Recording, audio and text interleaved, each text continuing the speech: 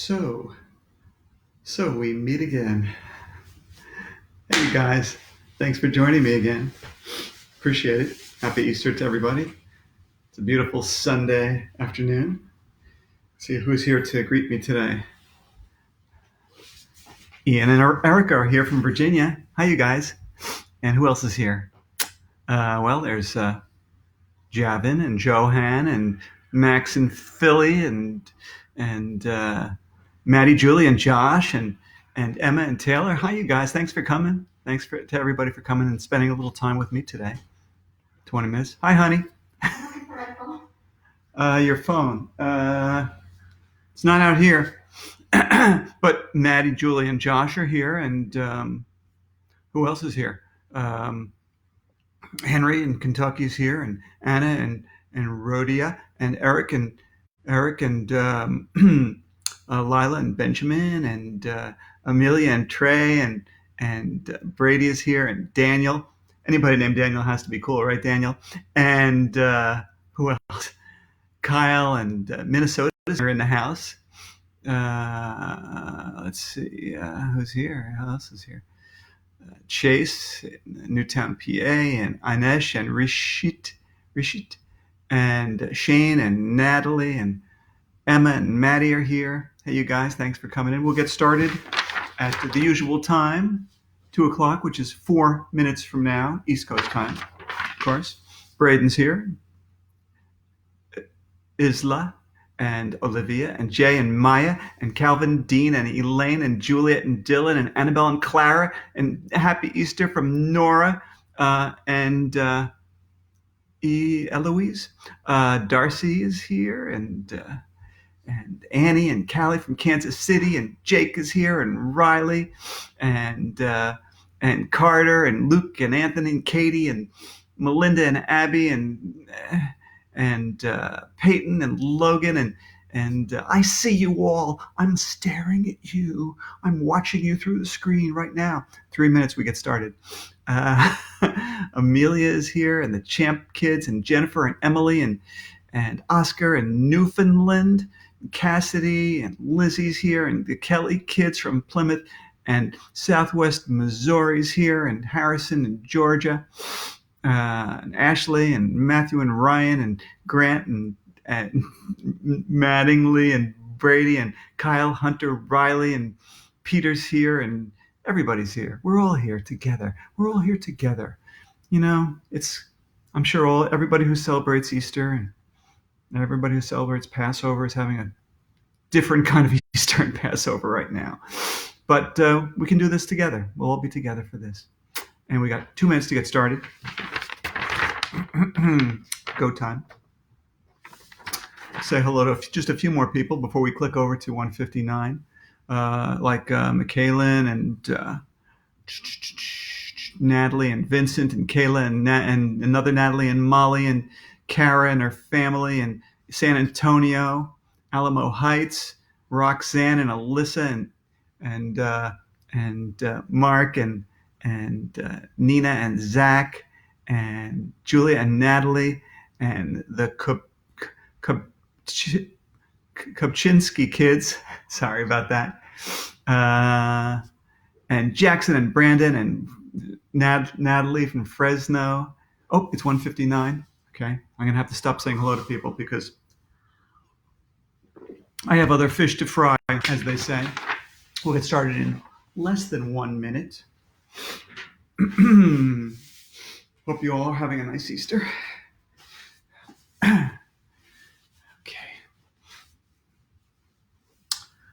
Okay, here we go.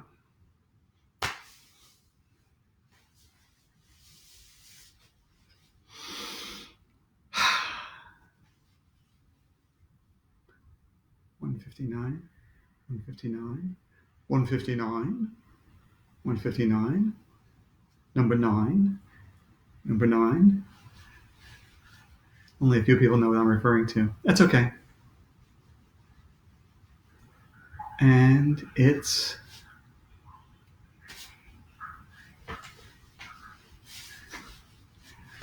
go time, baby. Hi, it's me, Dan Gutman. I'm the author of the My Weirder-est School series, And we're in the middle of Happy Easter to you all. We're in the middle of the My Weird School Easter special, Bunny Double We're in Trouble. And yesterday we read the first half of this book where AJ has to wear a tie. A tie. And there's a special event going on in Mayor Hubble's house. Mayor Hubble is like, the corrupt mayor of the town. We'll read this book at another time. But right now, let's get started with the second half of Bunny Double We're in Trouble. And that means we're on chapter 7. At the end of chapter 6, somebody poked their head into the doorway, and I didn't tell you who it was. So we're going to read chapter 7. The Easter Bunny is weird. Okay, here we go. You guys ready? Gather around the screen. It was Mr. Klutz who poked his head into the doorway. "Are you all having a good time?" he asked. "Yes," shouted all the girls except for Alexia. "No," shouted all the boys and Alexia. "This looks like fun," said Mr. Klutz. "Did you ever dye Easter eggs, Mr. Klutz?" asked Ryan. "Sure I did," he replied. "I was a boy once, you know." "Only once?" I asked. "I'm a boy all the time." Everybody laughed even though I didn't say anything funny. Mr. Klutz leaned down so he could get a good look at our colored eggs. That's when I noticed something. Mr. Klutz's head looked just like an egg. "Hey, Mr. Klutz," I said, "can we dye your head?" Well, it was like I said a bad word or something. All the kids stopped talking. Mr. Klutz looked at me. Ms. Hannah looked at me. Everybody was looking at me. I thought I heard crickets chirping. "I'll make a deal with you, AJ," Mr. Klutz said. "I'll let you dye my head if you can recite the 8 times table." We were learning the 8 times table at school. I wasn't sure if I remembered the whole thing. 8 times 1 is 8, I said, because 1 8 can only be 8. Any dumbhead knows that. "Right," said Mr. Klutz. 8 times 2 is 16, I said, because 8 plus 8 is 16. "Yes." 8 times 3 is 24, I said, adding another 8. "Mm-hmm." 8 times 4 is 32, Andrea whispered in my ear. 32, I said. I kept going. Some of them I knew, and some of them I didn't. When I didn't know an answer, Andrea or Emily whispered it in my ear. Finally, I got to the end. "And 8 times 10 is 80, I said. "That's right," said Mr. Klutz. "Now you may dye my head." We couldn't dip Mr. Klutz's head into a cup because it was too big. Ms. Hannah gave us Q-tips so we could dab the dye on Mr. Klutz. We had a great time dyeing his head red, white, blue, and green. When the dye was dry, Andrea drew a butterfly right in the middle. It looked cool. After that, Mr. Klutz left, and he took his dyed head with him. It was cleanup time. While we cleaned up, Ms. Hannah turned on a boombox, and the song "Here Comes Peter Cottontail" started playing. "Hey, guess who's coming, kids?" asked Ms. Hannah. "Santa Claus?" I asked. "Santa Claus comes at Christmas, dumbhead," said Andrea. "Oh, snap," said Ryan. I was going to say, "So is your face," to Andrea, but you'll never believe in 1,100,000 years who walked into the door at that moment.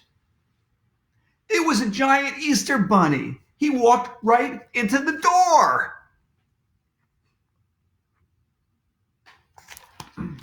"Ouch!" the Easter bunny yelled. "Who put this door here? I can't see through this bunny head." That voice sounded familiar.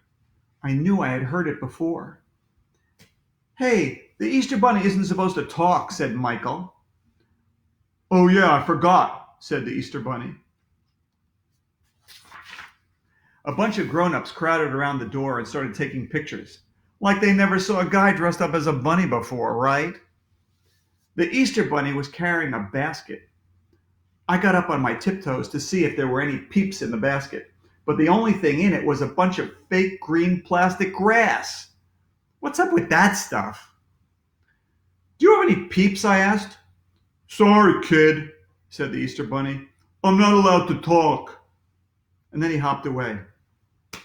"I thought the Easter Bunny was supposed to give us candy," said Neil, the nude kid. "If I don't get some candy soon, I'm going to pass out," said Michael. They were right.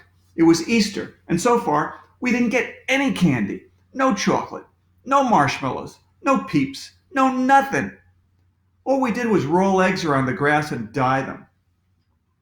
"You know," I said to the gang, "something tells me that guy was not the real Easter Bunny." "What do you mean?" asked Ryan. "He's probably a lunatic who kidnapped the real Easter Bunny, stole his costume, and tied him to the railroad tracks on the outskirts of town," I said. "That stuff happens all the time, you know." "Arlo, stop trying to scare Emily," said Andrea. "I'm scared," said Emily. I thought Emily was going to start crying and run out of the room like she usually does. But as it turned out, we all went running out of the room. "Everybody come outside," Mrs. Bubbles shouted. "It's time for the big Easter egg hunt." Okay. Chapter 8. The Golden Egg. Ooh. While we were inside that whole time, the grown-ups must have been outside hiding Easter eggs. Everybody ran out of the room and gathered on the back porch around Mayor Hubble and Mrs. Bubbles. "Okay, kids," said the mayor, "there are hundreds of plastic eggs scattered all over the lawn. And there's a little something special for you inside each one of them," said Mrs. Bubbles. Me and the gang all looked at each other and mouthed the word candy. I licked my lips. Finally, we were going to get candy. It was about time. The servant guys came around handing out empty bags to everyone. "Oh, one thing we should mention," Mrs. Bubbles said. "There's one special egg. It's a golden egg." "Ooh," everybody said, because golden stuff is always cool. "What's special about the golden egg?" Ryan shouted. "You know the Burger Queen down next to the mall?" asked Mayor Hubble. "I talked them into sponsoring this year's golden Easter egg." "Sponsor? What does that mean?" asked Michael. "It means if you open up the golden egg," said Mrs. Bubbles, "you'll find some $100 bills inside. They were donated by Burger Queen." "Wow!" everybody said, which is Mom upside down. "How many $100 bills?" one of the grown-ups shouted. 10, said Mayor Hubble. 10 $100 bills? I'm glad we studied the 10 times table in school. 10 times 100 is, add a zero, no, add 2 zeros, no, that's not it. $1,000, Andrea shouted. $1,000? That's almost $1 million. Wow, everybody said, which is Mom upside down. Yes, said Mrs. Bubbles, one of you is going to go home today with $1,000. Everybody was excited, even the grown-ups. Suddenly, they all stopped drinking coffee and talking about the weather. They were putting their cups down and inching closer to the lawn. There was electricity in the air. On your mark, said the mayor. Get set. Go get them. Go get those eggs. Mrs. Bubbles blew a whistle. And the next thing I knew, there were 1,100,000 people running all over the lawn. Out of my way, somebody shouted. Let's go. $1,000. Grab the eggs. Hurry up. Everybody was freaking out. It was like they were giving away free candy. Oh, wait a minute. They were giving away free candy. I ran out onto the lawn and spotted a few eggs that were behind a tree. I didn't even take the time to open them up to get the treats out before I scooped them up and put them in my bag. I wanted to find more eggs. Those first graders were monsters at the egg roll, but you should have seen the parents at the egg hunt. They were all shoving each other, elbowing each other out of the way, tripping over each other, trampling the flowers and bushes. They all had crazy looks in their eyes. Here's the parents going crazy at the golden egg hunt because they wanted $1,000. Okay. They all had crazy looks in their eyes. I hadn't seen grown-ups act like this since the last time my dad was late for work and he couldn't find his car keys. "I gotta find that golden egg," some guy said as he shoved an old lady out of his way. Not if I find it first," said the old lady, who whacked the guy with her cane. You should have been there. Those grown-ups were hilarious. If you ask me, grown-ups like money as much as kids like candy. Chapter 9, Don't Open That Door. Everybody was running around the lawn like crazy people for about 10 minutes. I got 5 eggs myself. It looked like we had scooped up all of them, but so far nobody had found the golden egg. Grown-ups were still wandering around the lawn like zombies looking for it. I went over to the porch where the gang was standing. Andrea and Emily came over too. "Let's open up our eggs and eat the candy," said Ryan. "But the golden egg is still out there," said Michael. "If we eat our candy now, somebody else will find it." "Where could it be?" asked Neil. "We need to think outside the box," said Alexia. I looked around. I didn't see any boxes. "What do boxes have to do with anything?" I asked. "I wasn't even inside a box. How can you think inside a box anyway? It would have to be a really big box. And there aren't any boxes around here." "Arlo, chill," Andrea said. "There are hundreds of people out there on the lawn, right?" "Right," we all said. "And none of them can find the golden egg, right?" "Right," we all said. "So the golden egg must be hidden inside the house," Andrea and I said at the same time. We all tiptoed inside Hubble Manor. None of the grown-ups noticed us because they were all looking for the golden egg on the lawn. There must be 1,100,000 doors inside Hubble Manor. We started sneaking down a hallway like secret agents, hiding behind the curtains and giggling. It was cool. Here's the kids sneaking around Mayor Hubble's mansion.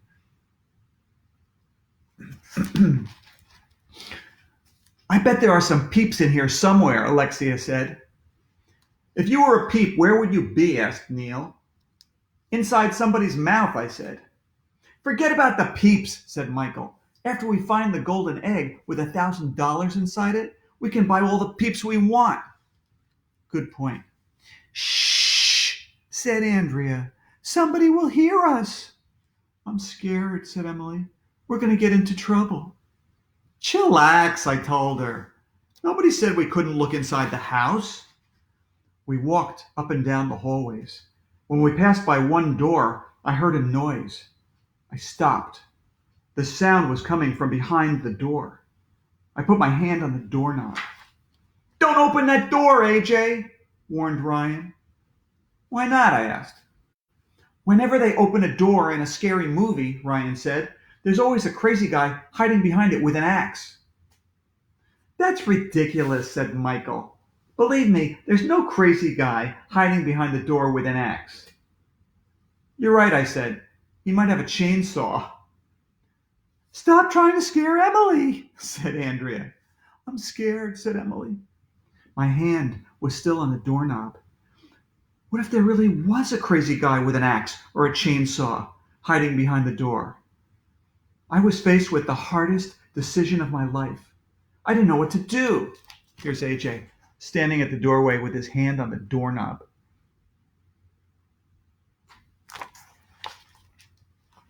I looked at Alexia. Alexia looked at Ryan. Ryan looked at Michael. Michael looked at Neil. Neil looked at Andrea. Andrea looked at Emily. Everybody was looking at each other. I took a deep breath. I turned the doorknob. I pushed open the door. And you'll never believe in 1,100,000 years who was sitting in that room. It was the Easter Bunny. And he had no head. Chapter 10.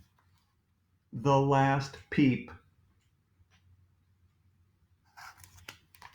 "Ah!" we all screamed.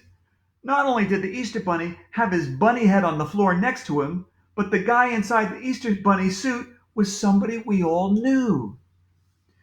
You're not the Easter Bunny, Michael shouted. You're Boomer Wiggins. Michael was right. Boomer Wiggins is a famous football player. He came to visit our class last year when our teacher was Miss Daisy. He is cool. And here's Boomer Wiggins sitting there.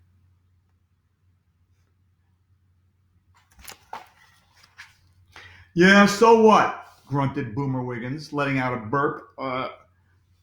What are you doing dressed up like the Easter Bunny? I asked. I retired from football last year, Boomer told us, but I couldn't find a job anywhere. Nobody wanted to hire me. I applied to be Santa Claus, but they said I wasn't fat enough. I applied to be the Tooth Fairy, but they said I wasn't skinny enough. So I took this job. Boomer looked sad. He had a big chocolate bunny in his bunny hand. He bit one of the ears off. There were lots of candy boxes scattered on the floor around the chair Boomer Wiggins was sitting in. Candy boxes on the floor. Boomer's eating all the junk food. So that's why we didn't get any candy. Boomer had it all. You'll get another job, Boomer, Andrea told him. My mom always says that if you put your mind to it, you can do anything. Boomer didn't look convinced. When I played football, kids used to ask me for autographs, he muttered as he bit off the bunny's other ear. They used to send me fan letters. Not anymore. Nobody loves me. We love you, Boomer, said Andrea. Yeah, we love you, said Emily. I wasn't about to use the L word, but I went over and gave Boomer a hug. So did Alexia. We told Boomer that he shouldn't be ashamed to dress up as the Easter Bunny because the Easter Bunny brings lots of joy to girls and boys. But that didn't seem to cheer him up any. Leave me alone, Boomer said. Just let me sit here and stuff my face with junk food. That's when the most amazing thing in the history of the world happened. Boomer reached into the pocket of his bunny costume, and you know what he pulled out? A peep! So that's where all the peeps went, I shouted. Boomer, you ate all the peeps, shouted Alexia. I did not, Boomer replied. I still have one left. With that, he popped the peep into his mouth. No! We all shouted. Boomer Wiggins ate the last peep. Chapter 11. Thinking outside the box.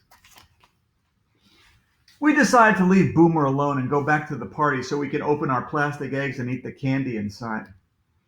But when we got to the lawn, the other kids were gathered around Mr. Klutz and Mrs. Bubbles. She was holding a big basket and it was filled with all our eggs. Hey, those are our eggs, I said. We found them. We're going to try something different this year, Mr. Klutz said. I'm going to open the eggs for you. But we get what's inside, right? Shouted Michael. Of course, said Mrs. Bubbles. You kids get the prizes. Mr. Klutz opened an egg. I thought a piece of candy was going to fall out, but it didn't. You know what fell out? A piece of paper. What? No candy? Each piece of paper has a question written on it, said Mr. Klutz. The first child to answer the question correctly will get a chocolate-covered marshmallow bunny. A chocolate-covered marshmallow bunny? Count me in. I love chocolate-covered marshmallow bunnies. I looked at Andrea. Andrea looked at me. We both made mean faces at each other. There was no way Little Miss Know-It-All was going to win the chocolate-covered marshmallow bunnies.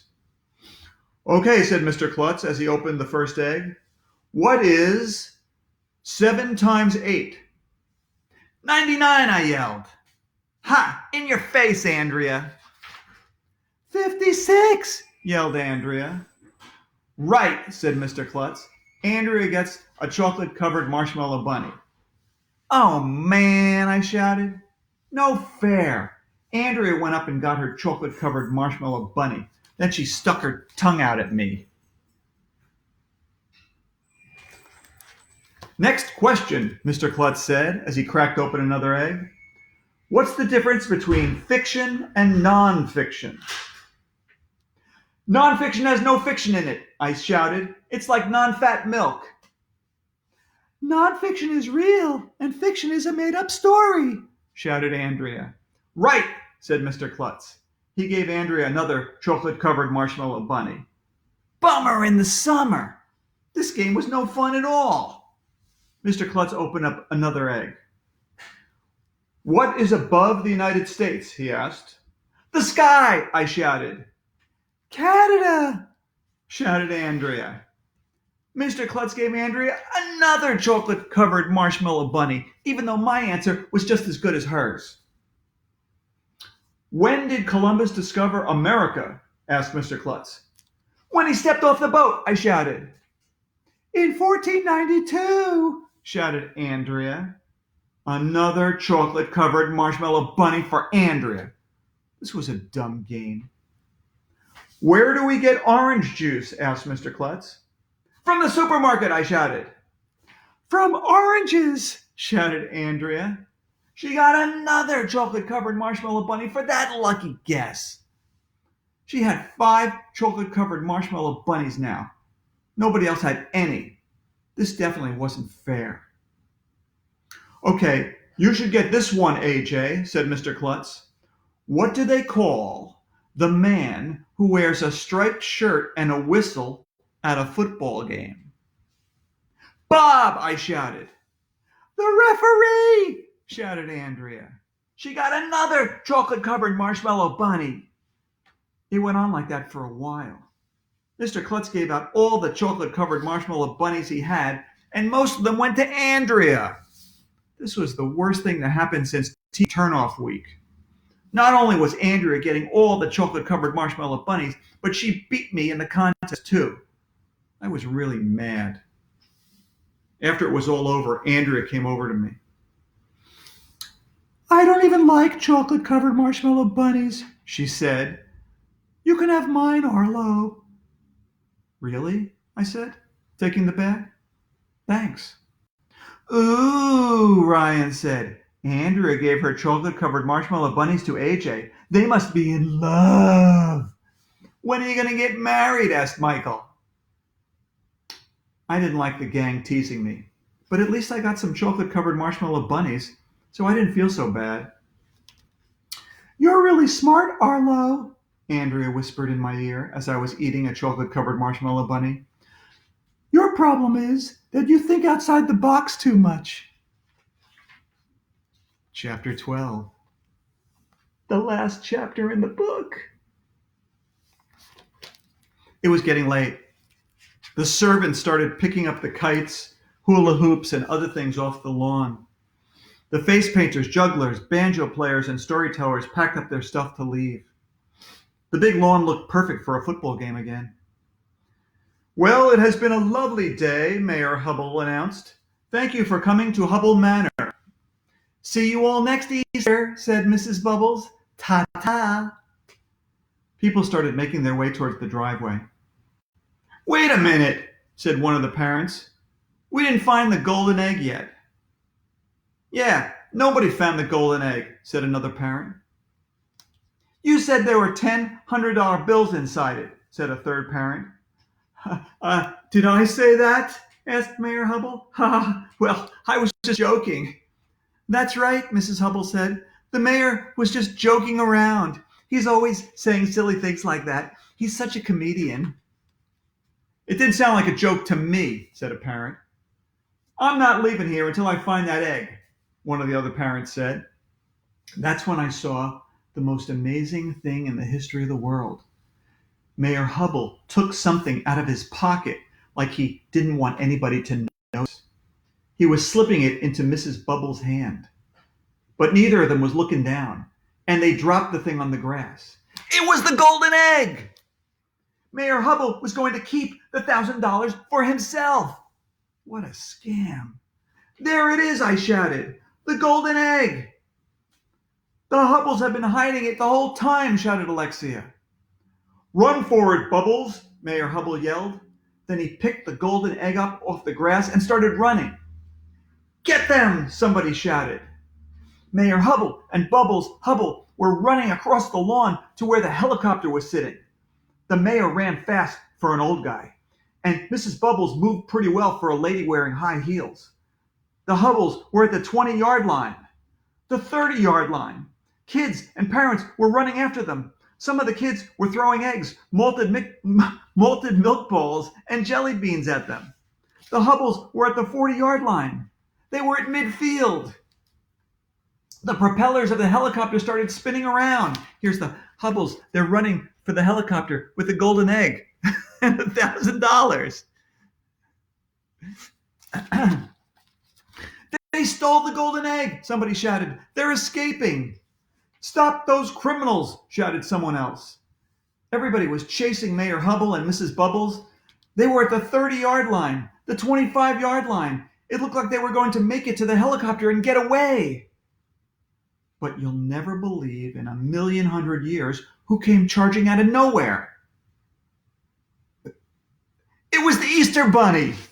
Boomer Wiggins, in his Easter Bunny costume, was dashing across the field at full speed. I never saw a man run so fast. Or a bunny. You should have been there. Just before Mayor Hubble reached the helicopter, Boomer took a flying leap and tackled him. A bunch of other people tackled Mrs. Bubbles. Oof! Mayor Hubble grunted as he hit the ground. The golden egg slipped out of his hand. Fumble, we all shouted. Here's Boomer Wiggins tackling Mayor Hubble. Fumble, we all shouted. A bunch of us kids pounced on the golden egg. It cracked open, and the $100 bills went flying everywhere. The grown-ups were crawling all over on their hands and knees to get them. Somebody call the police, yelled Boomer Wiggins, who was sitting on top of Mayor Hubble. I'm innocent, I tell you, Mayor Hubble shouted. I was going to give you the golden egg, said Bubbles. I really was. Tell it to the cops, said Boomer. Hey, boys, we need something to tie up these two creeps. Can I use your ties? Sure, we all said, ripping those dumb ties off our necks. Boomer used our ties to tie Mayor Hubble's and Bubbles Hubble's arms behind their backs. A few minutes later, a police car arrived with the siren blasting. Boomer told the police what happened. Good work, Boomer, one of the policemen said. Have you ever thought about joining the police force? Come with me, Mayor, said the other policeman. You and your wife are going to jail for a long time. But, we all giggled because but sounds just like but, even though it only has one T. Grown-ups always get mad when you say but. Nobody knows why. The policeman shoved Mayor Hubble and Bubbles Hubble into the back of the police car. Na, boo-boo on them. Hooray for Boomer Wiggins, I shouted. He's the best Easter Bunny ever.